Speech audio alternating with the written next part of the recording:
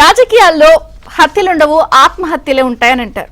నిన్న ప్రధానంగా రెండు అంశాలు ఈ విషయాన్ని కళ్ళకు కట్టినట్టు చూపించాయి.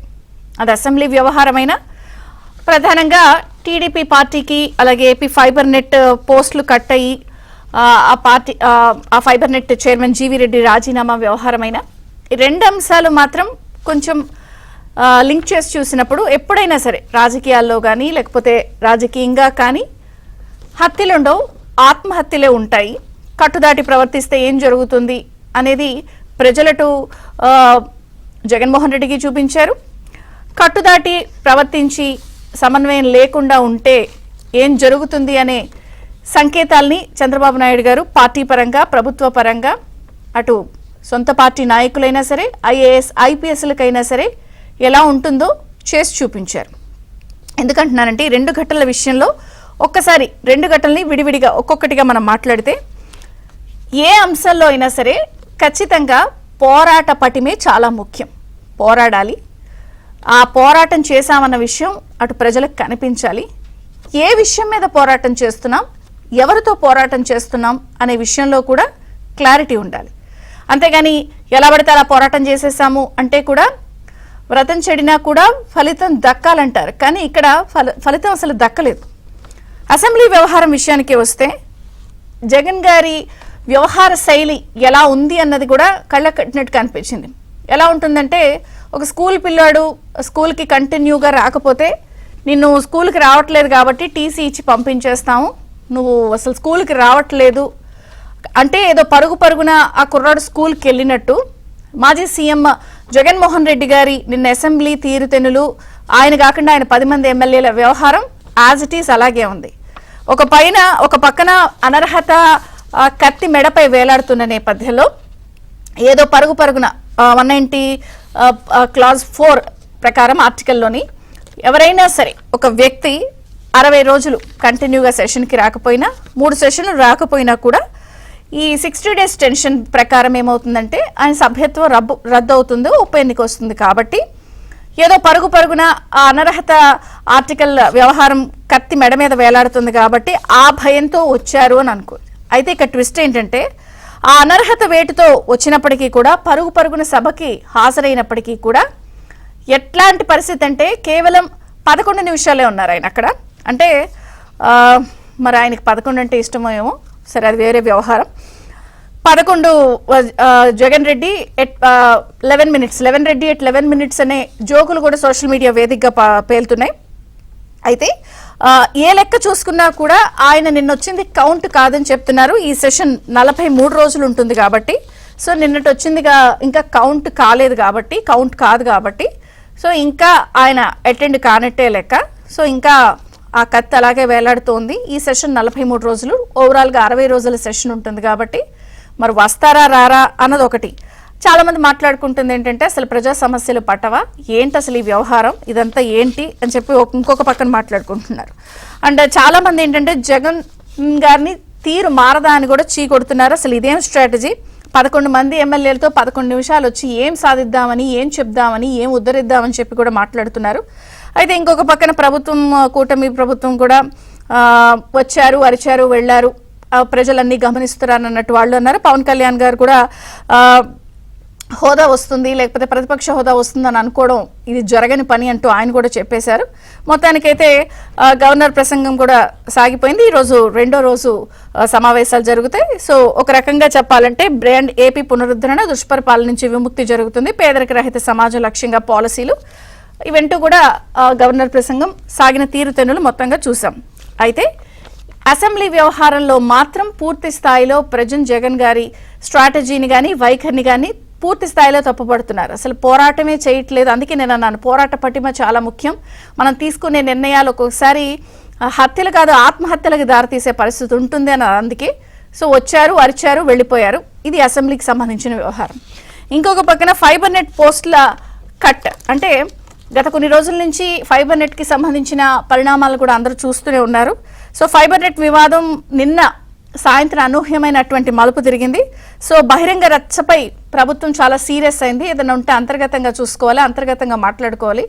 ఏంటిదంతా బహిరంగంగా ఈ రచ్చరచ్చ చేయడం, ఇది ప్రభుత్వ ప్రతిష్టకి దెబ్బతీసే అవకాశం అని చెప్పి అనూహ్య మలుపు తిరిగిన వివాదం నేపథ్యంలో అటు పార్టీ పదవికి కానీ ఈ పదవికి కానీ చైర్మన్ పదవికి కానీ అటు జీవిరెడ్డి గారు రాజీనామా చేసి భవిష్యత్తులో తానికి రాజకీయాల్లో కొనసాగను, ఏ పార్టీలోనూ ఉండను, న్యాయవాద వృత్తిని కొనసాగిస్తానంటూ ఆయన చెప్పారు.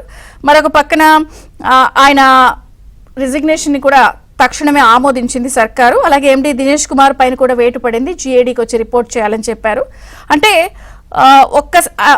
దినేష్ కుమార్ గారికి సంబంధించిన 4 పోస్టులు ఉన్నాయి. ఆ 4 పోస్టులను కూడా వేటు వేసి ఆయన జీఏడీకి రిపోర్ట్ చేయాలన్నారు. అంటే ఫైబర్ నెట్ పోస్టులు కట్ అయినాయి. అంటే వీధికెక్కితే సహించము, వీధికెక్కి రచ్చ చేస్తే ఊరుకునేది లేదు, అతి సర్వత్రా వర్జేయత్ అనే వ్యవహారాన్ని చెప్పకనే ప్రభుత్వం చెప్పేసింది. సో ఇటు పార్టీని, ప్రభుత్వంలో ఉన్న గవర్నెన్స్ని, అటు ఐఏఎస్ ఐపీఎస్ని అందరినీ కూడా సెట్ చేసుకుంటూనే ఇటు 60 days టెన్షన్ అసెంబ్లీలో ఎట్లా వెళ్లబోతోంది, ప్రభుత్వ తీరుతెన్నులేంటి, అటు జగన్ రెడ్డి వ్యవహారం కూడా కళ్ళ కట్టినట్టు కనిపిస్తున్న నేపథ్యంలో 2 అంశాలపై మనం చర్చ. నిన్న జరిగినటువంటి 2 పరిణామాలు అందరి దృష్టిని ఆకర్షిస్తున్నాయి. ఒకటి, జనం చీకొడుతున్న తీరు మారని జగన్ వ్యవహార శైలి అసెంబ్లీ వేదికగా మళ్ళొక్కసారి బయటపడింది. ఇంకొక పక్కన కట్టుదాటిన బహిరంగ రచ్చపై అటు పార్టీ కానీ ప్రభుత్వంలో ఉన్న వాళ్ళు కానీ వ్యవహరిస్తే కూడా ఎటువంటి చర్యలు ఉంటాయి అనేది కూడా సర్కార్ సీరియస్ గా సంకేతాలు ఇచ్చిన వ్యవహారం కూడా చర్చనీయాంశంగా ఉంది. అన్ని చర్చిద్దాం. మనతో పాటు జాయిన్ అయ్యారు టీడీపీ నుంచి మాజీ మంత్రి కేఎస్ జవహర్ గారు, జనసేన నుంచి కుసంపూర్ శ్రీనివాస్ గారు, పొలిటికల్ అనలిస్ట్ కుండబద్దల్ గౌతమ్. అందరికీ స్వాగతం అండి. జవహర్ గారు, మీతోనే ప్రారంభిస్తాను. 2 అంశాలు, అంటే 2 కలిపి కాదు, విడివిడిగానే ఒక్కొక్కటిగా మాట్లాడదాం మనం. సో ఏంటి 60 days టెన్షన్, భయపెట్టిన అనర్హత వేటితో వచ్చారు కానీ అది వర్కౌట్ కాదు అన్నట్టుగానే కనపడుతుంది. సో అది రికార్డు కాదంట. 11 minutes at 11 రెడ్డి అని చెప్పి విపరీతంగా చర్చ నడుస్తోంది. ముందుగా ఆ అంశంపై ఏమంటారు? గుడ్ మార్నింగ్ విజయ్ చంద్ర గారు, మీకు ప్యానెల్లో ఉన్నటువంటి మిత్రులకి, అదేవిధంగా ఏబిఎన్ వీక్షకులకి శుభోదయం. ఈరోజు జగన్ భయపడ్డాడు అనేది సినిమాల్లో ఉంటుంది, అదే విధంగా భయపడే రావడం జరిగింది. అంతకుముందు కూడా మీ డిజిటల్ డిబేట్ లో కూడా మొన్ననే చెప్పాను, అతను వస్తాడు, కాగితాలు చింపేస్తాడు, బయటకు వెళ్ళిపోతాడు. గవర్నర్ ప్రసంగం శాంతం కూడా వినే ఓపిక జగన్మోహన్ రెడ్డికి లేదని చాలా స్పష్టంగా నేను 2 days బ్యాక్ చెప్పినటువంటి పరిస్థితి. ఈ రోజు అదే జరిగింది. ఎందుకంటే జగన్మోహన్ రెడ్డి నైజం తెలిసినటువంటి ఏ వ్యక్తి అయినా సరే, జగన్మోహన్ రెడ్డి అధికారంలో లేనప్పుడు అంతసేపు కూర్చొని వినేటటువంటి ఓపిక గాని ఇంకోటి గాని అతనికి లేదు. ఈ రోజు జగన్మోహన్ రెడ్డి గారు కేవలం ఏంటంటే 11 నిమిషాల లేకపోతే సోషల్ మీడియాలో వచ్చే ట్రోలింగ్స్ వీటన్నిటి గురించి కన్నా కూడా ఆయన వ్యక్తిత్వం మీద కానీ, ఆయన వ్యక్తిగతంగా ఆయనకు ఉన్నటువంటి అహం మీద కానీ మనం ఒకసారి మాట్లాడదలుచుకుంటే కేవలం అతను అటెండెన్స్ కోసం తప్ప. ఎందుకంటే మళ్ళీ తిరిగి ఎన్నికలు వస్తే, బై ఎలక్షన్ వస్తే పులివెందులతో సహా కోల్పోయే పరిస్థితి వస్తుంది. 164 కాదు, వైనాట్ 175 అని మనం అనే పరిస్థితి వచ్చేటటువంటి ప్రమాదం ఉంది. ఎందుకంటే వీళ్ళెవ్వరూ కూడా, ఈ 11 మంది గెలిచిన వాళ్ళు ఎవరు కూడా ప్రజలతో సంబంధాలు కలిగి ప్రజాక్షేత్రంలో ఉన్నటువంటి వ్యక్తులుగా ఎక్కడా కూడా లేరు. వీళ్ళు పూర్తిగా గెస్ట్ హౌస్లకు లేకపోతే ఇలా గృహాలకు పరిమితం అయిపోయి అవుట్ ఆఫ్ స్టేషన్ లో ఉన్నటువంటి అవుట్ ఆఫ్ స్కూల్ చిల్డ్రన్ అంటాము, ఆ టైప్ లో వీళ్ళు అవుట్ ఆఫ్ స్కూల్లోనే ఉన్నటువంటి పరిస్థితి ఉంది కనుక వీళ్ళు తిరిగి ఎన్నికయ్యేటటువంటి అవకాశం కానీ ఇది కానీ లేదనేది జగన్మోహన్ రెడ్డికి ఉన్నటువంటి, ఆయనకున్న పార్టీ ఇంటెలిజెన్స్ ప్రకారం అది అయి ఉండొచ్చు. దాని ప్రకారం జగన్మోహన్ రెడ్డి గారు రాలే. ఈ రోజు రాష్ట్రంలో పునర్నిర్మాణం జరిగే సందర్భంలో అదేవిధంగా ఈ ప్రభుత్వానికి 2047 ఒక లక్ష్యాన్ని పెట్టుకుని ఆ లక్ష్యాన్ని నెరవేర్చడం కోసం అమరావతి నిర్మాణం కానీ, అదేవిధంగా ఇండస్ట్రియల్ కారిడార్ సంబంధించి కానీ, లేకపోతే స్టీల్ ప్లాంట్ సంబంధించి కానీ, పోలవరం గురించి కానీ అనేక అంశాలు ఉన్నాయి.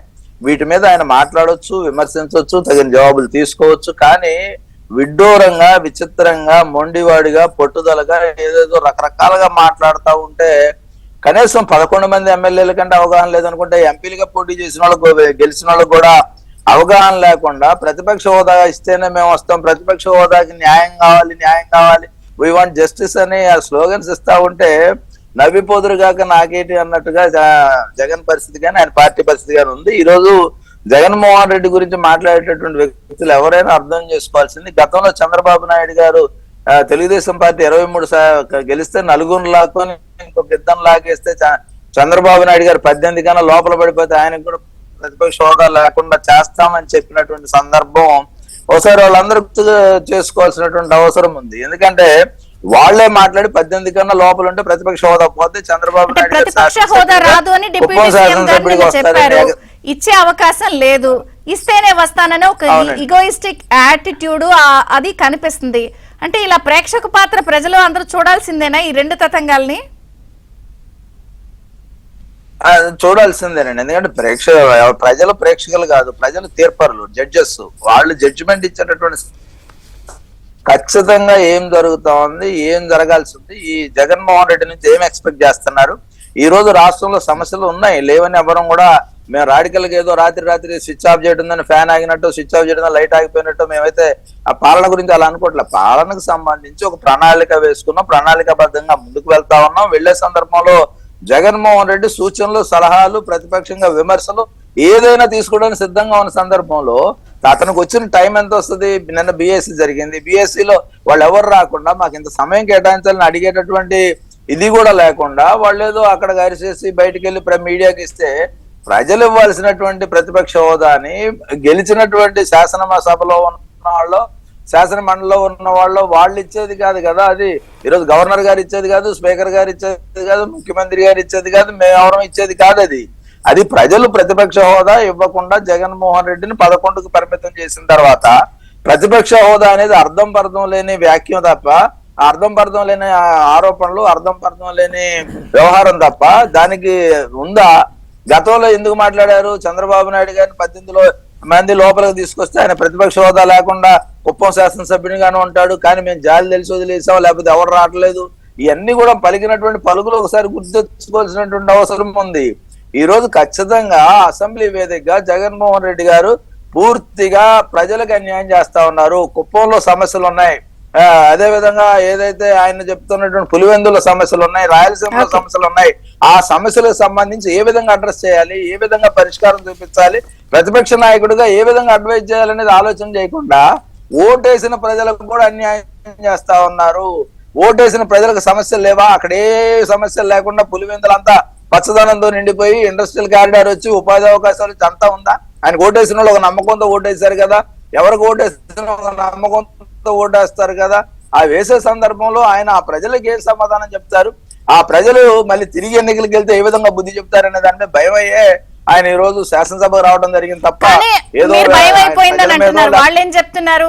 అసలు మేము రాకపోయినా చూసారా మిర్చి ఇష్యూ మేము రైజ్ చేసేదే వాళ్ళు భయపడిపోయి వెళ్ళిపోయి సాల్వ్ చేశారు కాబట్టి మేము అసెంబ్లీకి వెళ్ళకపోయినా కూడా బయట నుంచి అయినా కూడా చేసేయగలం, ఇది మా కెపాసిటీ అంటుంది వైసీపీ బయట నుంచి. అమ్మా మబ్బులు గమ్మినప్పుడు అంతా పిడుగులు పడే సిద్ధంగా ఉన్న సమయంలో వర్షం వస్తుంది, నేను చెప్తాను వస్తుందని ఒక జ్యోతిష్కుడు చెప్పాడట. అలాగుంటది ఈ వ్యవహారం అంతా కూడా.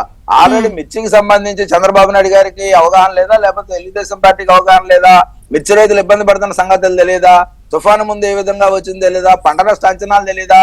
ఈయనకి పంట నష్ట అంచనాలు 4 సంవత్సరాలు 5 సంవత్సరాలు వేసి తీరా నేను లేను, ఇప్పుడు చంద్రబాబు నాయుడు గారు ఆయన చూసుకుంటారనే విధంగా ఉన్నటువంటి ఒక పలాయనవాద మంత్రాన్ని జగన్మోహన్ రెడ్డి ఎందుకు పట్టిస్తున్నాడో ఎవరికి అర్థం కాని పరిస్థితి.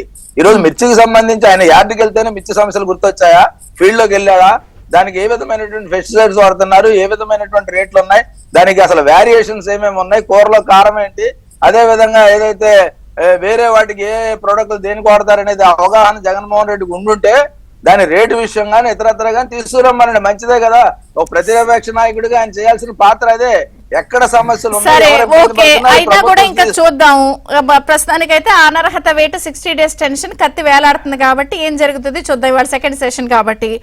సరే, కమింగ్ టు దిస్ జీవి రెడ్డి గారి ఇష్యూ, ఫైబర్ నెట్ లో పోస్టులు కట్టు. సార్ దీనిపై మాత్రం నిన్న సాయంత్రం నుంచి అది ఇంకొక డైరెక్షన్ నుంచి చర్చ. ఎమ్మెల్సీ ఎలక్షన్స్ లాంటి క్రూషియల్ టైంలో ఈ నిర్ణయాన్ని మీరు సమర్థించుకుంటున్నారా? సోషల్ మీడియాలో ఎంత చర్చ జరుగుతుందో గమనిస్తున్నారా? కార్యకర్తల విషయంలో గానీ లేదా హానెస్ట్ పీపుల్ అని ఇలా చర్చ జరుగుతోంది కదా.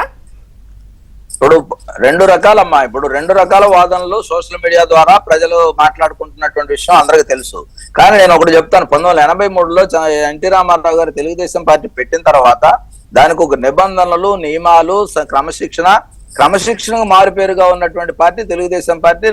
నాతో సహా నాకు అసంతృప్తి ఉన్నా కానీ నేను ఇంట్లో మాట్లాడుకోవటం, బాబు గారితో మాట్లాడటం, లేదా పార్టీలో విత్ ఇన్ ద వాల్స్ మాట్లాడుకోవటం తప్ప బహిరంగంగా వచ్చి విమర్శలు చేయడం అనేది ఎవరికి సరైనది కాదు, పార్టీకి నష్టం కలిగించేటటువంటి అంశాలు. ఎందుకంటే ఆగమేఘాల మీద ఇప్పుడు జీవి రెడ్డి గారు విఘ్నత ఉన్నటువంటి వ్యక్తి, నాలెడ్జ్ ఉన్న వ్యక్తి. ఆయన నిదానంగా అసలు జరిగింది ఏంటి, జరుగుతుంది ఏంటి, ఏం రాత్రి సీఎం గారికి నివేదిక వెళ్ళిందంట కదా ఈ వివాదం మీద.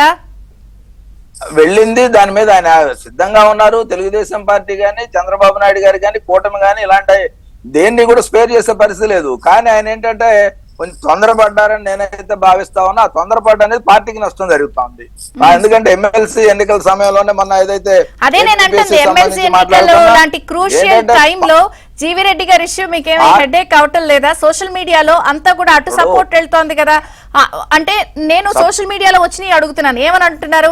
హానెస్ట్ పీపుల్, మేధావులు అక్కర్లేదా? ఏ ప్రజాబలం లేకపోతే హానెస్ట్ పీపుల్ కూడా వదిలేసుకుంటారా? ఒకటి. రెండో అంశం, ఒక నిమిషం. రెండో అంశం ఏం చెప్తున్నారు?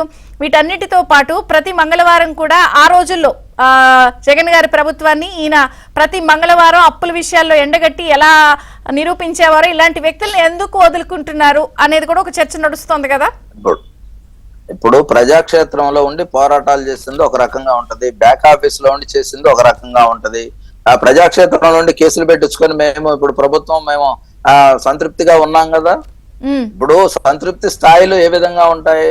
ఆ సంతృప్తి స్థాయిలో పోరాటం చేసిన దాన్ని అవగాహన చేసుకునే దాన్ని అవకాశాల కోసం ఎదురు చూడాలి తప్ప, అంతకు ముందు కూడా మీరు గమనించాలి.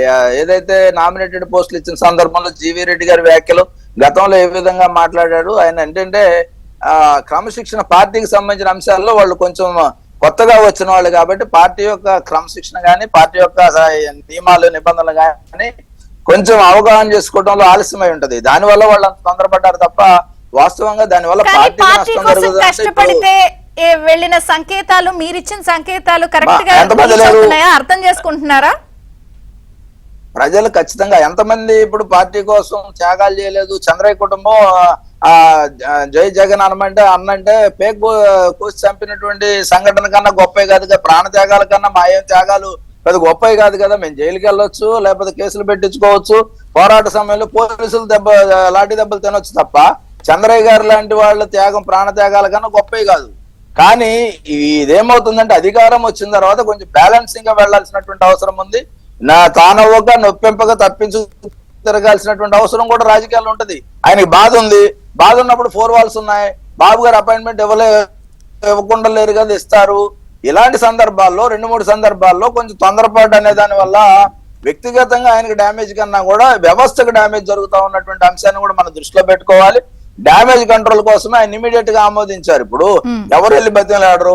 ఈ రోజు ప్రజలకి చేయాల్సినటువంటి పారిశ్రామిక అభివృద్ధి, సంక్షేమం ఇలాంటి విషయాల్లో పూర్తి స్థాయిలో మునిగిపోయినటువంటి దశలో బెదిరింపులకో లేకపోతే అలుగట్లో లేకపోతే అలగడానికో లేకపోతే చిన్న చిన్న ఇష్యూస్ మీద పార్టీ దృష్టి పెట్టదు, ప్రభుత్వం కూడా దృష్టి పెట్టదు.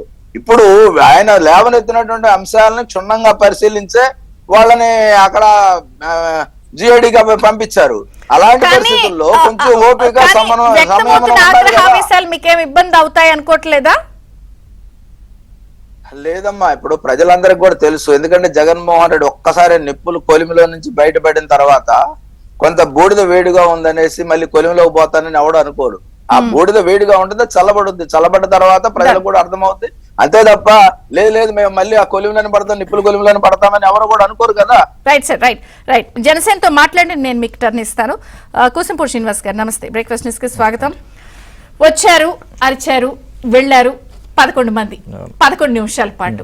ఏం చెప్తారు మీరు? ఎందుకంటే నిన్న డిప్యూటీ సీఎం పవన్ కళ్యాణ్ గారు కూడా క్లియర్ గా చెప్పారు, ప్రతిపక్ష నేత హోదా రాదు 5 ఏళ్లకి. క్లియర్. విజయచంద్ర గారు, మీకు ప్యానల్లో ఉన్న పెద్దలందరికీ నమస్కారం అండి. అదే వచ్చారు, అరిచారు, వెళ్ళారు. అదేదో సామెత ఉంటుంది చూసారా, సింగడు అద్దంకి వెళ్ళను వెళ్ళాడు, రాను వచ్చాడు అన్నట్టుగా వెళ్ళాడు, వచ్చాడు.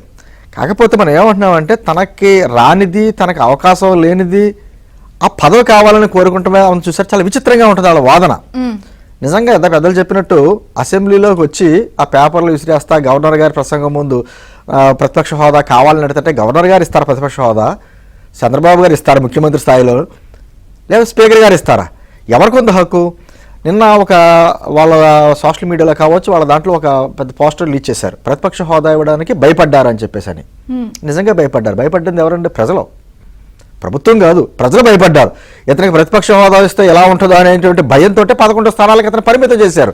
ప్రజలు ఇవ్వని స్థానాన్ని ఎవరిస్తారు ఇతనికి? అంటే నాకు ప్రతిపక్ష హోదా ఇస్తేనే నేను మాట్లాడతామనంటే ఒక విధంగా పలాయనం చిత్తగించినట్టు అక్కడ. ఇప్పుడు అతనికి అసెంబ్లీకి వచ్చి మాట్లాడడానికి ఎటువంటి అవకాశం లేక ఎటువంటి కనీస పరిజ్ఞానం కానీ ఏమీ లేక చేసేటువంటి కార్యక్రమాలు ఈ రోజున నిజంగా అతను ప్రభుత్వాన్ని ఇరుకు పెడుతున్నట్టు కాదండి, అక్కడ ప్రజలను ఇబ్బంది పెడుతున్నట్టు. అంటే ప్రజా తీర్పుని అతను వ్యతిరేకిస్తున్నట్టు. అతను ప్రజలు ఇబ్బందాన్ని అడుగుతున్నాడంటే ప్రజా తీర్పుని వ్యతిరేకిస్తున్నట్టు. సరే, అతను నిజంగా అతనికి అవగాహన లేదా అంటే గతంలో 23 స్థానాల్లో ఉన్నటువంటి తెలుగుదేశం పార్టీని మిమ్మల్ని దాంట్లో 5 స్థానాలు లాగేస్తానంటే ఎలా ఉంటుంది మీ పరిస్థితి అన్న వ్యాఖ్యలు మనకు గుర్తున్నాయి. అంటే అతనికి తెలుసు, అంటే కేవలం ఎగ్గొట్టడానికి ఏదో వంక కావాలి. ఈ రోజున అంటే పరీక్షని రాయను కానీ నాకు మార్కులు వేసేయాలి, పైగా డిస్టింక్షన్లో పాస్ చేసేయాలి అనేటువంటి విధానం అన్నమాట. అసలు అసెంబ్లీకి రాడట, కాకపోతే అతనికి మాత్రం అనే ఇదేలా ఇచ్చేయాలంట. సరే, రానన్నావు నిన్న ఎందుకు వచ్చాడంటే భయపడ్డాడనే రకరకాల. నేను ఏమన్నానంటే రఘురామకృష్ణరాజు గారు కూడా ఒక విధమైనటువంటి సహాయం చేశారు. నువ్వు పలానా సెక్షన్ ఉందో రాకపోతే నీ మీద వేటు పడుతుంది అనేది చెప్పారు విషయాన్ని. సరే, నేను వచ్చినటువంటి కార్యక్రమం అది మాత్రం అసెంబ్లీ సెషన్స్లోకి రాదని చెప్పేసి అని టెక్నికల్గా చెప్తున్నారు కాబట్టి మళ్ళీ ఇంకొకసారి రావాలి. ఏదో రోజు వస్తాడండి, ఈ రోజు కాకపోతే ఈ సెషన్లో కాకపోతే ఏ సెషన్లో వస్తాడు. సమస్య అది కాదు. ఈ రోజున అతను చెప్పే మాటలకే చేసే పనులకి సంబంధం ఉండదు. గతంలో ఏమన్నాడంటే అతను మండలి రద్దు చేసేయాలి, మండలం వల్ల ఉపయోగం లేదు, ప్రజాధనం దుర్వినియోగం అవుతున్నాయనే మాటలు మాట్లాడాడు. ఈ రోజు అదే మండల్లో మన గళ వినిపించాలని చెప్పేసి మాట్లాడతాడు. అంటే అతను చెప్పేదానికి చేసేదానికి సంబంధం లేని మాటలు మాట్లాడతాడు. ఈ రోజున 11 మంది ఆ ఎమ్మెల్యేలు అంటే దాదాపు 22-23 లక్షల మంది ప్రజలు వాళ్ళకి ప్రతినిధులుగా పంపించిన తర్వాత అసెంబ్లీకి వచ్చి మాట్లాడి ఆ ప్రజా సమస్యల మీద ప్రజలు మాట్లాడవలసింది పోయి అసలు ఒక్కసారి కూడా మాట్లాడకుండా, విచిత్రం ఏంటంటే విజేంద్ర గారు ఒక్కసారి కూడా మాట్లాడకుండా నాకు మైక్ ఎవరో నా మాట ఎనరో అనేటువంటి మాటలు ఎలాగా? నువ్వు రావాలి, వస్తే నీ మైక్ ఏమైనా కట్ చేసి నీకు అవకాశం ఇవ్వకపోతే అప్పుడు నువ్వు వెళ్ళి తాడేపల్లి ప్యాలెస్లో కూర్చుని ప్రెస్ మీట్ పెట్టినా తప్పులేదు. అసలు రాకుండానే మాట్లాడకుండానే నాకు మైక్ ఎవరు సమస్యలకి సంఖ్యతో కూడా పనక్కర్లేదు. అంతే ఖచ్చితంగా. ఎందుకంటే చాలా విచిత్రంగా చాలా ఏదైనా తప్పు చేసి కూడా నా సోషల్ మీడియాలో బలి ఇట్టిగా దొరికిపోతారండి వాళ్ళు. అదే జోలా సినిమాలో ఉంటా చూసారా బ్రహ్మానందం, ఏ తప్పు చేసినా చిట్టుకుని 1 నిమిషంలో దొరికిపోతాడని చెప్పేసి అలాగే వాళ్ళు కూడా నిన్న టెక్నికల్ గా అది కాదు, నిన్నది కౌంటింగ్ లోకి రాదని చెప్పి వాళ్ళకి తెలుసు. కానీ పాపం మరి సరైన డైరెక్షన్ ఇవ్వలేదో ఏంటో తెలియదు జగన్మోహన్ రెడ్డి. నేను ఏమన్నానంటే అండి అసలు శాసనసభ్యుడు అంటేనే చట్టసభల్లోకి వెళ్ళి చట్టాల గురించి దాని మీద మాట్లాడవలసిన అవసరం ఉంది. గతంలో లోక్సత్తా జేపీ గారు కావచ్చు, వామపక్ష పార్టీలు కావచ్చు, వాళ్ళ 1-2 స్థానాలు ఉన్నా కూడా అసెంబ్లీకి వచ్చేవారు, మాట్లాడేవారు, వాళ్ళ గళ వాళ్ళు వినిపించేవారు. అంటే ఇతనికి కనీసం ఆ స్థాయి లేదు, అవగాహన లేదు. 2 అక్కడ ప్రశ్నిస్తారు కదా, ఇతను దేని గురించి మాట్లాడగలరు? అసెంబ్లీకి వెళ్ళి పోలవరం గురించి మాట్లాడితే పోలవరం గురించి మీరు చేసినట్టు అన్యాయం అక్కడ అధికార పక్షం వినిపిస్తుంది. అమరావతి గురించి మాట్లాడితే అమరావతికి ఈ రోజుకి మీరు చేస్తున్నటువంటి కుట్రల్లో మీరు రాస్తున్నటువంటి లేఖల గురించి అక్కడ నిలదీస్తారు. అదేవిధంగా పారిశ్రామికవేత్తల గురించి మాట్లాడితే మీరు పారిశ్రామికవేత్తలు ఏ విధంగా పారిపోయేలా చేశారంటూ ప్రశ్నిస్తారు. అతనికి చెప్పడానికి సమాధానాలు లేక అసలైన పాయింట్ ఏంటంటే అతను అసెంబ్లీకి వచ్చి మాట్లాడడానికి అవకాశం కానీ ఏమీ లేక, సమాధానం లేక పారిపోవడానికి దీన్ని ఒక అవకాశంగానో ఒక విధంగా తీసుకొచ్చి నాకు ప్రతిపక్ష నేత హోదా కావాలని నిన్న పవన్ కళ్యాణ్ గారు చెప్పారు. నిజంగా వీళ్ళు జర్మనీ వెళ్ళిపోమని చెప్పేసి కారణం ఏంటంటే జర్మనీలో అయితే డైరెక్ట్ ఎలక్షన్స్ ఉంటాయి, ప్రత్యక్ష ఎన్నికలు ఉంటాయి, అటువంటి చోట వస్తుందేమో తప్ప ఇక్కడైతే రాదు అనేటువంటి విషయం చాలా స్పష్టంగా చెప్పడం జరిగింది. అంటే ప్రజలు కూడా నేనేమన్నానంటే ఆ 11 నియోజకవర్గాల ప్రజలు కూడా ఒక్కసారి ఆలోచించుకోవాలి. మీరు మీ నాయకుడు ఎన్నుకున్నది ఎందుకు, వెళ్ళకపోతే ఎందుకు రాజీనామా చేసే? నీకు జీతాలు తీసుకుంటే మానేస్తున్నాడండి అతను. వాళ్ళకి కావాల్సినటువంటి ప్రభుత్వ సదుపాయాలు మానేస్తున్నారా? అన్ని అనుభవిస్తున్నారు కదా. అంటే అన్ని అనుభవిస్తారు కానీ అసెంబ్లీకి రారు. తాడేపల్లి ప్యాలెస్ లో కూర్చుని ప్రెస్ మీట్ పెడతారంటే అసెంబ్లీలో వీళ్ళు సమాధానం చెప్పాలంట. ఏమన్నా అర్థం ఉందా? ఈ రోజు మరి ఏదో కడప వెళ్తాడంటే కడప నుంచి ఏదో బెంగళూరు వెళ్ళిపోతాడని చెప్పేసి మళ్ళీ ఒక వార్త వస్తుంది. అంటే నేను అంటుంది ఇటువంటి నేతలు అంటే అసెంబ్లీ అనే దాన్ని ఒక వేదికగా చేసుకుని ప్రజాగణాన్ని నిర్మించడానికి ఎటువంటి యోధులు ఉండేవారు ఆ గతంలో మన ఆంధ్రప్రదేశ్ అసెంబ్లీ అంటే. అటువంటి స్థాయిలో మీరు జగన్మోహన్ రెడ్డి లాంటి వ్యక్తులను చూస్తుంటే నిజంగా ఒక విధంగా ఆశ్చర్యంతో పాటు బాధ కూడా కలుగుతుంది. వీళ్ళనా ప్రజాప్రతినిధులుగా మనం చూసుకోవాల్సి వచ్చింది ఇటువంటి వ్యక్తులనా? నేను అంటుంది అటువంటి మనుషులు కూడా బయటకు వచ్చి మళ్ళీ నిందలు, ప్రభుత్వం భయపడుతుంది, ప్రభుత్వం దగ్గర సమాధానాలు లేవు అంటే వాళ్ళు ఏం మంచి చేసినా మేము మాట్లాడాం కాబట్టి ఇది. ఇప్పుడు ఏదన్నా రాష్ట్రానికి అయినా పెట్టుబడులు వచ్చినాయి, గతంలో మేము చేసాం అందుకనే వచ్చినాయి పెట్టుబడులు అంటారు. అంటే వీళ్ళ కార్యక్రమాలన్నీ కూడా మంచి అయితే వాళ్ళ అకౌంట్లో వేసుకోవాలి, చెడైతే మాత్రం ఏలేటి చూపించాలి. ఈ 8 నెలల్లోనే రాష్ట్రంలో ఏదో జరిగిపోతున్నటువంటి ఒక క్రియేషన్ చేసి వాళ్ళకి సంబంధించినటువంటి మీడియాలో కావచ్చు, వాళ్ళకి సంబంధించినటువంటి కొన్ని జర్నలిస్టులు ఉన్నారు వాళ్ళతో కావచ్చు, రకరకాలైనటువంటి బురద చల్లేసినటువంటి కార్యక్రమాలు అంటే ప్రజలకి అర్థం అవ్వట్లేదా? గత 5 సంవత్సరాలు ఏం జరిగింది, ఈ 8 నెలల్లో ఏం జరుగుతుంది, భవిష్యత్తులో ఏం చేయబోతున్నారు అనేటువంటి విషయం చాలా స్పష్టంగా ప్రజలకు తెలుసు. కాబట్టి ఆ భయంతో ఈ రోజున నేను ఏమంటున్నానంటే వాళ్ళు బయటకు వచ్చి మాట్లాడిన కూడా భయంతో అరిచే కేకలే తప్ప మరొకటి కాదు. విజయ్ చంద్ర గారు, సరే ఈ సబ్జెక్ట్ తో పాటు ఇంకో సబ్జెక్ట్ తీసుకొచ్చారు మీరు, జీవిరెడ్డి గారు. జీవిరెడ్డి గారు అంటే నాకు గతం నుంచి కూడా మిత్రుడే, మాతో పాటు అనేక ఉన్న వాళ్ళం. టీడీపీ వర్సెస్ టీడీపీ సర్కార్ వర్సెస్ టీడీపీ పార్టీ అన్నట్టుంది నిన్న సాయంత్రం నుంచి. అంటే నేను అంటుందంటే రాజకీయాల్లో ఖచ్చితంగా ఓపిక, సహనం, స్థితప్రజ్ఞత కావాలి. ఒక్కసారి రాజకీయం అనేది ఒక యుద్ధ రంగంలో దిగిన తర్వాత కత్తి కన్నీరు పెట్టినా సరే యుద్ధం ఆపకూడదు. ఒకసారి బయటకు అంటే అతని ఆవేదనలో న్యాయం ఉండొచ్చు, ఖచ్చితంగా తనకు ఒక బాధ్యత చెప్పారు. కానీ గతంలో ఆ ఫైబర్ నెట్ లో అనేక మంది అంటే సంబంధం లేని వ్యక్తుల్ని ఆ వ్యక్తులకి కూర్చోబెట్టి జీతాలు ఇస్తుంటే అతను తట్టుకోలేక వాళ్ళు తీసేయడం, ఆ తీసేసిన వ్యక్తులకే మళ్ళీ ఇంకా జీతాలు ఇవ్వడం, ఇంకా ఆల్రెడీ మళ్ళీ మార్చికి కూడా జీతాలు ప్రిపేర్ చేశారట. అంటే ఇవన్నీ చూసి తట్టుకోలేక అతనికి బాధ కలిగి ఉండొచ్చు. కానీ మనం ఏం చేసినా కూడా ఒక నిబద్ధత కలిగిన కార్యకర్తలలాగా పార్టీకి మనం బలం అవ్వాలి కానీ బలహీనత కాకూడదు. ఏ పార్టీకైనా, ప్రభుత్వానికి కావచ్చు, పార్టీకి కావచ్చు, మనం బలం అవ్వాలి కానీ బలహీనత కాకూడదు.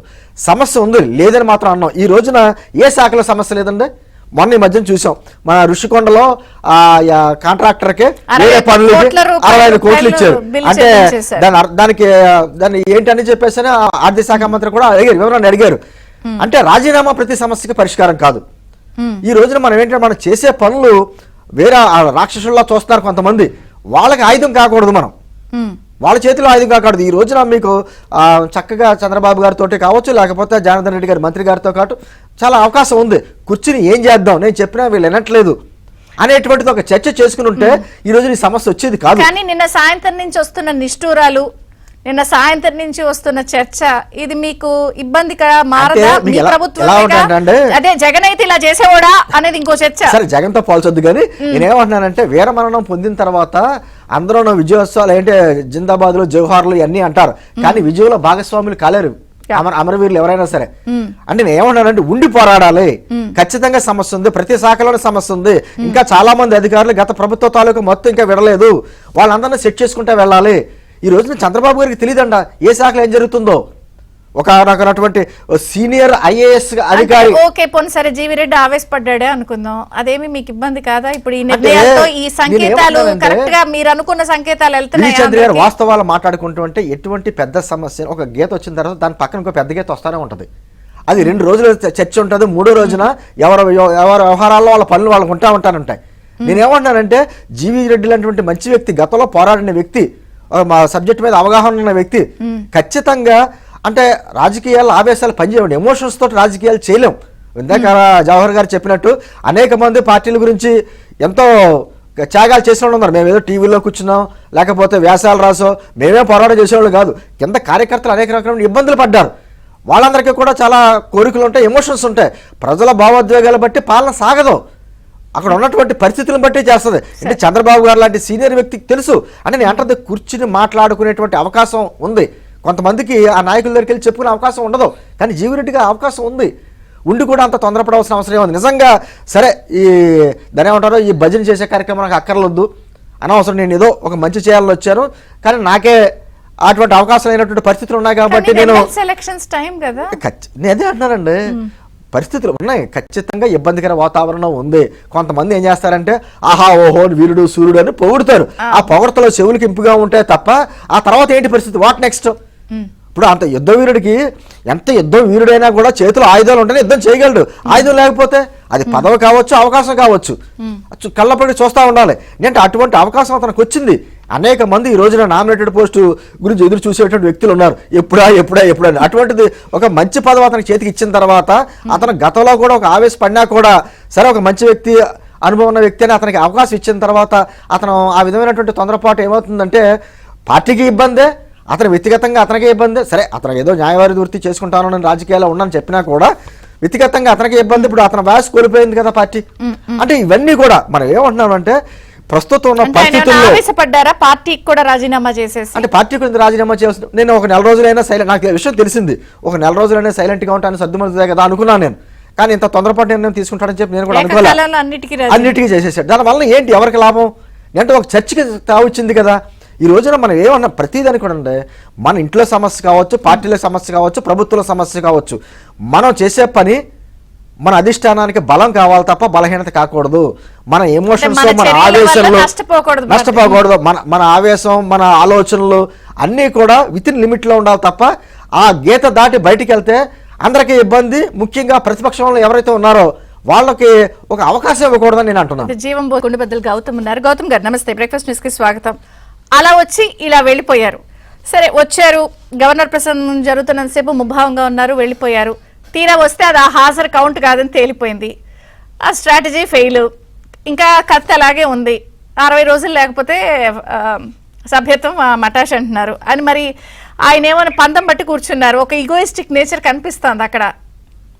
ఎట్లా చూడాలి, అటు ప్రభుత్వం కానీ ఇటు జగన్ గారి శైలి కానీ రెండింటిని ఎలా చూస్తారు? తర్వాత జీవి రెడ్డి గారి ఎపిసోడ్ మాట్లాడదాం.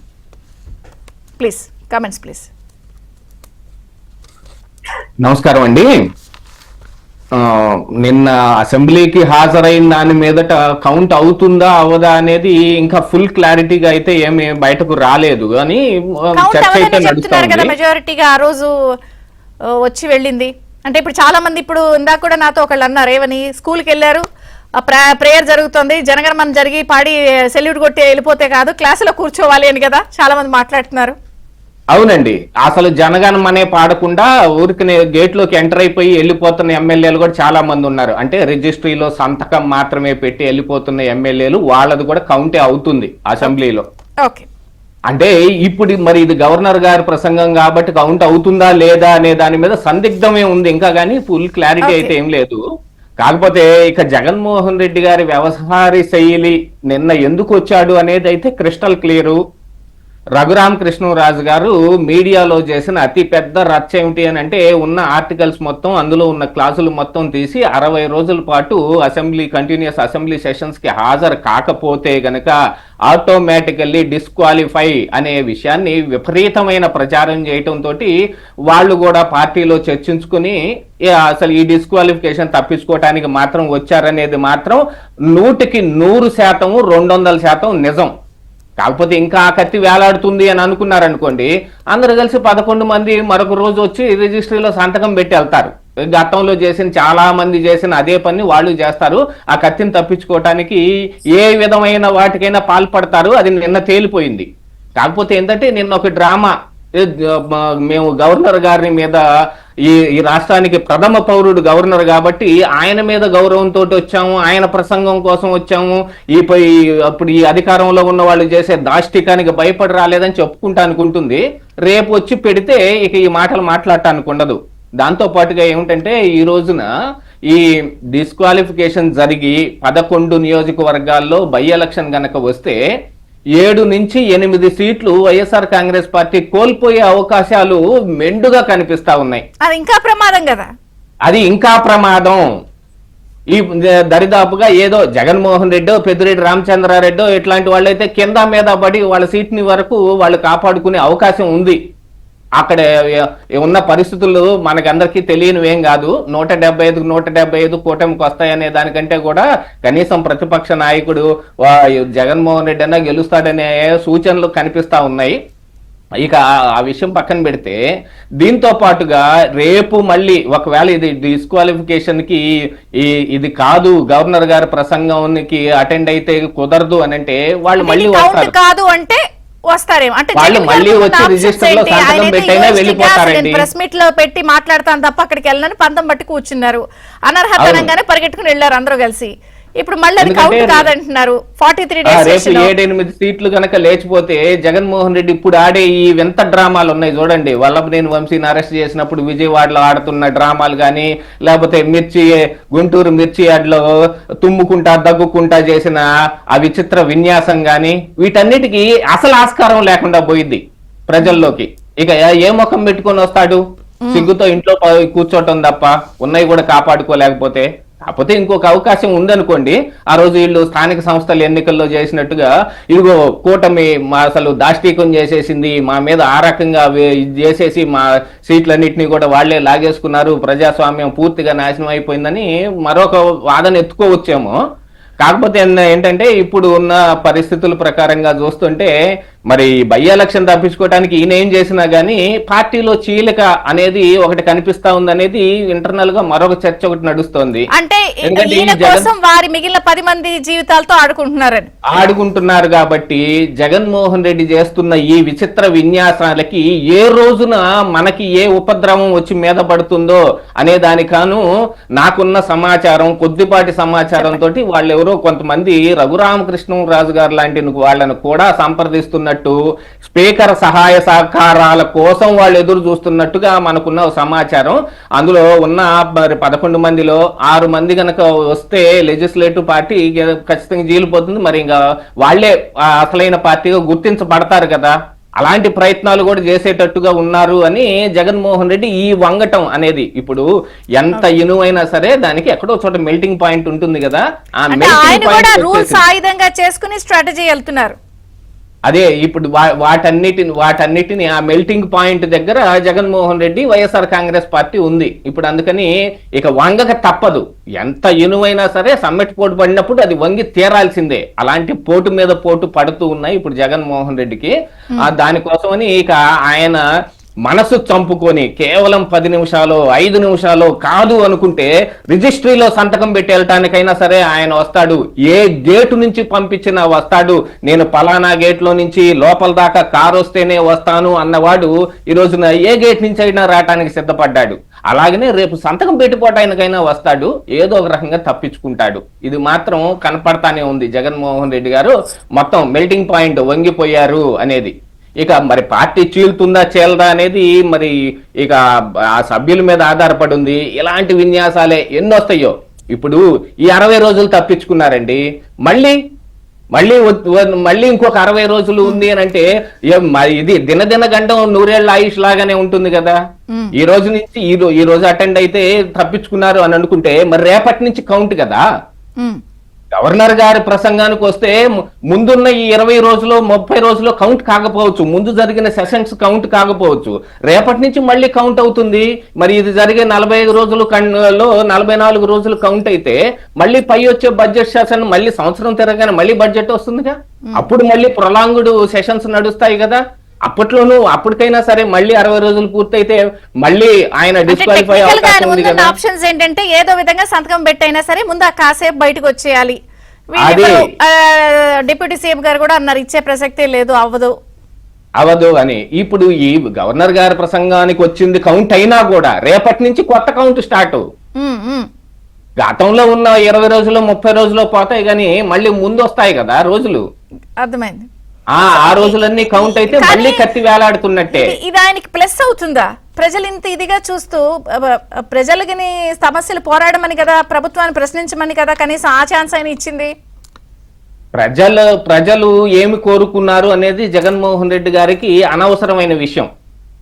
జగన్మోహన్ రెడ్డి గారికి ఆయన రాజకీయం, ఆయన అధికారం, ఆయన అవినీతి, దాని గురించిన కేసుల్లో ఆయనకు ఉపశమనం ఇవి తప్ప వేరేం పట్టవు. గత 5 సంవత్సరాల పాటు మనం చూసింది ఏమిటి? రాష్ట్రానికి నిధులు అనే దానికంటే అప్పులే ఎక్కువగా ఎందుకు తెచ్చాడు అనే దాని మీద గాని, ఢిల్లీ వెళ్ళిన ప్రతిసారి నరేంద్ర మోడీతో ఏం మాట్లాడారో ఒక పెద్ద ప్రింటెడ్ లిస్ట్ రిలీజ్ చేయటం తప్ప లోపల మాట్లాడిన విషయాన్ని ఏం మాట్లాడారు అనేది చెప్పకపోవటం గాని, మీరందరూ గాని ప్రజలందరూ గాని ఊహించుకున్న దాని ప్రకారంగా ఆయన కేసుల కోసమే వెళ్ళాడు, కేసుల కోసం అడుక్కోటానికే వెళ్ళాడు అని ఊహించుకుని ఆయన మీద ఒక అభిప్రాయం ఏర్పరచుకుంది గాని ఇప్పుడు అవన్నీ ఏమి తుడిచిపెట్టుకొని పోలేదు కదండి.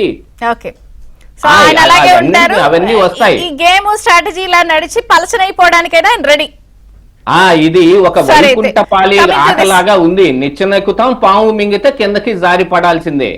Yeah, coming to this fibre net పోస్ట్ల కట్టు సంకేతాలు ప్రభుత్వం ఇచ్చింది. అండ్ టీడీపీ అదే కూటమి సర్కార్ వర్సెస్ టీడీపీలోని పార్టీకి పనిచేసిన వాళ్ళపై ఈ పడిన వేటు ఎట్లా చూడాలంటే, వేటని కాదు రిజిగ్నేషన్ ఇచ్చేశారు. సరే ఎట్లా చూడాలి దీన్ని? రకరకాలుగా ఉంది. ఎవరికి నచ్చినట్టు వాళ్ళు చెప్తున్నారు. కరెక్ట్ అనేవాళ్ళు ఒక వర్షన్ ఉన్నారు, తప్పు ఇదంతా అనేది. మీరు దీన్ని ఎలా చూస్తారు? ఇది ప్లస్సా మైనస్ ఎమ్మెల్సీ ఎలక్షన్స్ టైంలో కూటమి సర్కార్కి ఫైబర్ నెట్ ఇష్యూ? ఈ ఎమ్మెల్సీ ఎలక్షన్స్ టైంలో ఇలాంటిది ఒక రావటం మూలాన ఏదో ఒక ఉపద్రవం జరుగుతుందో, లేకపోతే దీన్ని దృష్టిలో పెట్టుకుని రేపు గ్రాడ్యుయేట్ ఓటర్లందరూ వ్యతిరేకంగా మారిపోయే అవకాశాలు ఉన్నాయనేది దీనికి దానికి ఆపాదించలేని విషయం. కానీ జీవిరెడ్డి గారు వస్తారు కదా, ఇంటలెక్చువల్ కేటగిరీలోకి వస్తాడు కదా ఆయన. ఇంకా పెద్ద పెద్ద మేధావులు చాలా మందిని పట్టించుకోకుండా రోడ్డు పక్కన వదిలేసిన జాతి అండి మంది. ఓకే, ఇలాంటి దాంట్లో ఏం పట్టించుకోం. మనకి అందరికీ తెలుసు ప్రజాస్వామ్యం నిలబడాలి అని అంటే ప్రజల్లో ఉన్న ఓటు వేయవలసిన మనం అనేవాళ్ళం డబ్బు తీసుకోకుండా నిజాయితీ పరుడైన వాడికి ఓటు వేస్తేనే ఈ ప్రజాస్వామ్యం బాగుపడుతుందని ప్రజలందరికీ తెలుసు. కానీ ఓటు వేయబోయే ముందు రోజు ఈ పార్టీ ఎంత ఇచ్చింది, ఆ పార్టీ ఎంత ఇచ్చుకుంది, ఏ పార్టీ ఎంత ఇస్తోందట అని ఊహాగానాలు వేసి మనకి ఎంత రావాలి అని లెక్కలేసుకునే జాతి మంది. మరి ఈ రోజున ఎలక్షన్ ఎంత పెచ్చు మీరిన 60 కోట్లు 70 కోట్లు 100 కోట్ల దాకా వెళ్లిపోవటానికి కారణం ఇదే కదా. అంటే మనం నిజాయితీని గాని దేన్ని పట్టించుకోం అనేది ప్రజలు కూడా ప్రూవ్ చేసేసిన అంశం. ఇక ఇక్కడ ఉంది కేవలం రాజకీయం మాత్రమే. ఇప్పుడు ఈ రాజకీయ వ్యవస్థలో ఏమడలేక మరి జీవీ రెడ్డి గారు రాజీనామా చేశారు అని ఉన్న వాదన అయితే చేపించారా అనే అనుమానాలు కూడా ఉన్నాయి. మరి మీ దాకా వచ్చిందో లేదో మరి నాకైతే తెలియదు. కానీ చేపించారా అనే వాదనే ఒక ఇది కూడా నడుస్తుంది. అందుకనే ఇమీడియట్ గా ఎవరు అనేది నేను చెప్పలేను. కానీ ఎందుకంటే ఊహాగానాలకి దాని శాంటిటీ లేదు కాబట్టి ఫలానా వాళ్ళ మీద బండ వేయలేను. కానీ గతం నుంచి జరిగిన అలా ఇలాంటిది జరుగుండొచ్చేమో అని అనుకుంటానికి ఉన్న పోలికలు అయితే చూపిస్తాను. చెప్పండి. ఈయనకి పోస్టు రాకముందు మొదటి నామినేటెడ్ పోస్టుల లిస్టు రిలీజ్ అయిన తర్వాత ఈయన మన ఏబిఎన్ ఛానల్లోనే కొంచెం యాష్టపడ్డాడు కాబట్టి ఆ కపర్ది అనే వ్యక్తి సార్ని కలవటానికి అసలు అవకాశమే లేకుండా చేశాడని బహిర్గతంగా మాట్లాడాడు కాబట్టి రెండో లిస్ట్ లో ఈయనకు పోస్ట్ వచ్చింది అనేది అందరూ అనుకుంటున్నారు. ఇక మరి అందులో నిజం ఎంత ఉంది అబద్ధం ఎంత ఉంది అని అనుకుంటే ఈయనకి పోస్ట్ ఇచ్చారు, కార్పొరేషన్ చైర్మన్ పోస్ట్ ఇచ్చారు. ఇచ్చిన దగ్గర నుంచి కూడా ఆయన ఆ కార్పొరేషన్ లో ఏం జరుగుతుంది కూలంకషంగా ఆయన వర్క్ చేస్తున్నాడు. ఆ వర్క్ చేసే విషయాన్ని అయితే మేము డైరెక్ట్ గా చూసాం, మా కళ్ళెదురుగా కనపడింది. ఆయన రోజుకు రోజుకి ఎంతమందితో మాట్లాడుతున్నాడు. ఎల్ఎంఓలు అంటారు ఈ ఫైబర్ నెట్ దీంట్లో లాస్ట్ మైల్ ఆపరేటర్స్ అని, వాళ్ళందరి దగ్గర నుంచి వస్తున్న కంప్లైంట్లు ఏమిటి, మెయింటెనెన్స్ లేకపోవటం మూలాన ఆల్రెడీ ఉన్న కనెక్షన్స్ లో లాస్ట్ అయిపోతున్న కనెక్షన్స్ ఏమిటి, మనం ఒక్క కనెక్షన్ కూడా ఇవ్వకపోవటానికి ఈ ఎల్ఎంఓకి ఈ ఫైబర్ నెట్ కి మధ్యలో ఆపరేట్ చేస్తున్న ఎంఎస్ఓల ప్రభావం ఎంత ఉంది, వీటన్నిటి మీద ఆయన సమర్థవంతంగాను కావలసిన ఖచ్చితమైన ఆధారాలు సంపాదించుకోవటం జరిగింది. ఆయనకు చాలా విషయాలు ఈ ఫైబర్ నెట్ లో జరిగిన అంశాలు తెలుసు.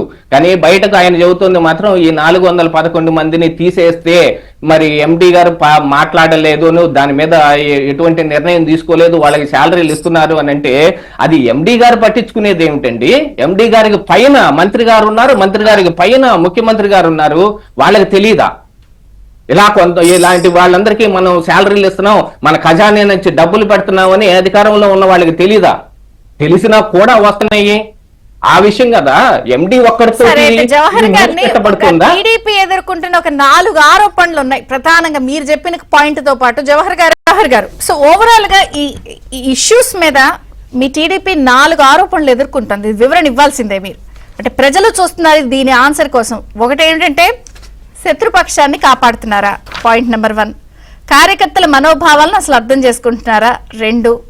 సొంత పార్టీ వాళ్ళు వెళ్ళిపోతుంటే పోనీలేని ధోరణితో ఉంటున్నారా, ఏదైనా మిస్టేక్ కమిట్ అయినా కూడా. 4వది ఏంటంటే తప్పు చేసిన వాళ్ళపై వాత్సల్యం ప్రదర్శిస్తున్నారా, చెప్పండి. నేను మొదట్లోనే మీకు చెప్పానమ్మా, 1983లో పార్టీ స్థాపించినప్పుడు 40 మంది దాదాపుగా మంత్రులను కూడా ఎన్టీ రామారావు గారు ఒక్కవేటితో తీసేసినటువంటి సందర్భం మనం ఒకసారి గుర్తు చేసుకోవాలి. ఎందుకంటే అదే విధంగా ఒక మంత్రి ఆ రోజు ఏదో లంచం తీసుకున్నాడనే ఆరోపణలతో మంత్రిని కూడా తీసేసినటువంటి పరిస్థితి అంటే ఈ పార్టీ ప్రక్షాళన ఉంటది, పార్టీ నిబంధనలు పాటించాలి, దాంతో పాటుగా మాకున్న నిబంధనలు ఏదైతే ఉన్నా నిబంధనలు ఖచ్చితంగా పాటించి పార్టీకి అంటే ఈ ఆరోపణలు ఎందుకు వస్తున్నాయి? తప్పు చేసిన వాళ్ళని కాపాడుతున్నారు, వాళ్ళ మీద వాత్సల్యం ఇస్తున్నారు, మనోభావాలు పట్టించుకోవట్లేదు, వెళ్ళిపోయినా పర్వాలేదనే ధోరణి.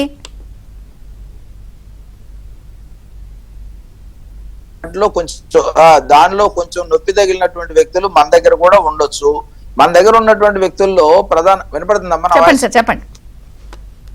ఇప్పుడు వ్యక్తులకి కొంచెం ఇబ్బంది కలిగి ఉండొచ్చు. ఆ వ్యక్తులు ఎవరైతే ఉన్నారో ఆ వ్యక్తులు వ్యక్తిగత ప్రయోజనం కన్నా సమాజ ప్రయోజనం, పార్టీ ప్రయోజనం అనే ఒక లైన్ అనేది మిస్ అయితే మాత్రం ఖచ్చితంగా వాళ్ళు ఈ విధమైన విమర్శలు చేస్తూ ఉంటారు. ఎందుకంటే మొన్న కూడా ఏపీపీఎస్సీ సంబంధించి అనురాధ గారి మీద కూడా చాలా మంది చాలా రకరకాలుగా మాట్లాడారు.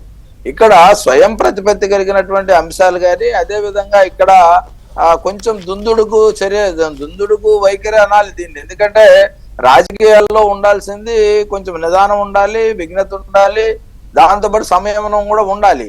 కానీ ఆ సంయమనం కోల్పోయిన పరిస్థితుల్లో నేనే పార్టీని తీసుకొచ్చాను, నేనే నా వల్లే పార్టీ వచ్చిందనే కొంతమంది కార్యకర్తలు అతిగా స్పందించినటువంటి సందర్భంలో ఇలాంటి విమర్శలు వస్తా ఉన్నాయి. నేను ఇందాక మొదట్లోనే చెప్పా, చంద్రయ్య గారి కన్నా గొప్ప వాళ్ళు ఎవరైనా ఉన్నారా తెలుగుదేశం పార్టీలో? ఆయన పేక్కు వస్తున్నా గానీ జై జగన్ అనమంటే అన్నకుండా ప్రాణార్పణం చేసినటువంటి వ్యక్తులు ఉన్నటువంటి సందర్భంలో మనం చేసిన త్యాగం ఎంత అనేది కూడా ఎవరికి వాళ్ళు ప్రశ్నించుకోవాలి. పార్టీ ఈ రోజు పూర్తిగా పునర్నిర్మాణంలో, కూటమి కానీ పార్టీకి కానీ పునర్నిర్మాణం ఆంధ్రప్రదేశ్. దీన్ని 2047 ఒక ఎయిమ్ పెట్టుకున్నాం. దాన్ని పెట్టుకున్న సందర్భంలో మీ నిర్ణయాలు, మీ తీరు అర్థమైతే ఓకే, అర్థం కాకపోతే దాని మూల్యం వేరేలాగా చెల్లించుకోవాలి అన్నదే ఇక్కడ చాలా మంది అభిప్రాయం. ఎందుకంటే 5 ఏళ్లు చూస్తున్నారు అందరూ. చంద్రిక గారు, ఖచ్చితంగా నిజమైన కార్యకర్తల అభిప్రాయాలను మేము సేకరిస్తాం. సేకరించిన అభిప్రాయాలు మేము చర్చిస్తాం. చర్చించినటువంటి అంశాలకు సంబంధించి మార్గాన్వేషణ చేస్తాం. ఖచ్చితంగా పార్టీకి ఉపయోగపడే తీసుకుంటాం. డైరెక్ట్ గా ఫలానా వ్యక్తి వచ్చాడు కాబట్టి ఫలానా వ్యక్తి బ్రహ్మాండంగా చేశాడు, ఫలానా వ్యక్తి బాగా విమర్శించాడు, మేమైతే వ్యవస్థ ప్రాధాన్యత విమర్శ మేము సద్విమర్శ అయితే ఖచ్చితంగా తీసుకుంటాం, చర్చిస్తాం. పార్టీ లైన్ ఎవరైనా సరే దాటితే మాత్రం ఉపేక్షించే పనే లేదు.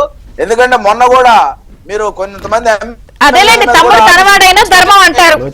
వార్నింగ్ ఇచ్చినటువంటి ఖచ్చితంగా పార్టీ ఆఖరికి ఫ్యామిలీ మెంబర్స్ ఉన్నా సరే ఖచ్చితంగా పార్టీ లైన్ దాటొద్దని మేము మనవి చేస్తా ఉన్నాం. థ్యాంక్ యూ జవహర్ గారు, కూసంపూడి శ్రీనివాస్ గారు, గౌతమ్ గారు, థ్యాంక్ యూ.